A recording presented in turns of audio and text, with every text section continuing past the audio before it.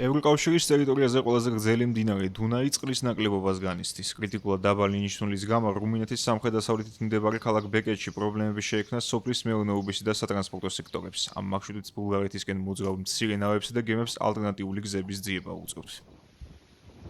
მდინარე დუნაიზე მოძრაობა შეჩერებულია და არ ვიცით როდის განახლდება. ყოველწლიურად აქ დასავლეთიდან საკრუიზო ლაინერები ჩამოდიან. წელს კი მათ სერიოზული პრობლემები შეექმნათ. მათ არ შეუძლიათ დანიშნულების პუნქტამდე მიღწევა. განსხვავებით საკრუიზო ლაინერებისა, საარსებოთ ალტერნატიული გზების გამონახვა ფაქტობრივად შეუძლებელია ფერმერებისთვის, რომლებიც მოსავლის გარეშე რჩებიან. წყლის ნაკლებობასთან ერთად რუმინეთის ეს ნაწილი ნალექების ნაკლებობასაც უჩივის. ამიტომ აგროსექტორში მომუშავეთა თქმით, თუკი მათ ამ ინდი მაინც არ შეუწყობს ხელს, ხვალვა ყველა მცენარეს შეიძიროს. დუნაიში წყლის დაბალი დონეა. წყალი არ ყოფნის. ახლა თითოეული ცენტის დათვლა მოგვიწევს, რადგან ფულიც აღარ გვაქვს.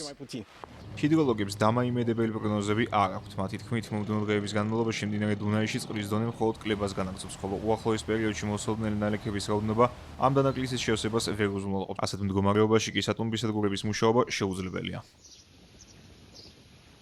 სპეციალისტები შექმნილ მდგომარეობას ევროპის მასშტაბით ძლიერ სითბურ ტალღას უკავშირებენ, რომელიც მაისში დაიწყო და გარკვეული პერიოდულობით უკვე მესამე თვეა გაგრძელდება.